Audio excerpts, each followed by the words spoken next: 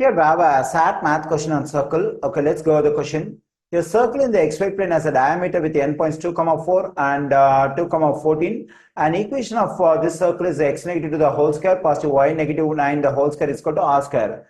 Actually, the equation of this given circle is in standard form, that is x negative h the whole square positive y negative k the whole square equals to r square. So whenever we have the equation of the circle in standard form in this one, so the h and k represent, that is h comma k represents the center of the circle, and the value for which we have square on the right side. Here we have square for r. This r represent the radius of the circle.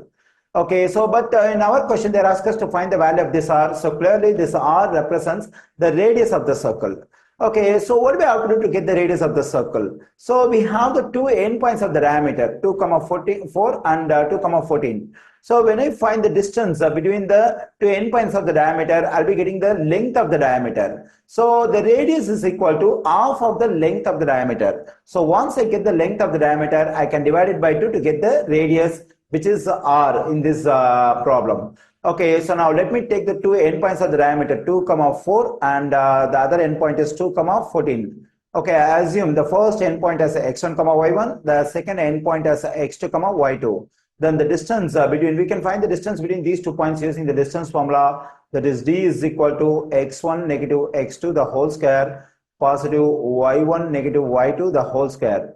Okay, now we can plug in the values for x1, x2, that is x1 is 2 and x2 is also 2. So 2 negative to the whole square, positive the value of y1 is 4 and y2 is 14 the whole square.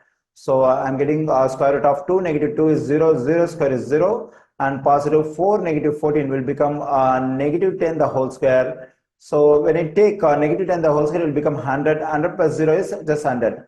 So square root of 100 is just 10. So the distance between these two endpoints of the diameter is 10. That is the length of the diameter is equal to 10 units.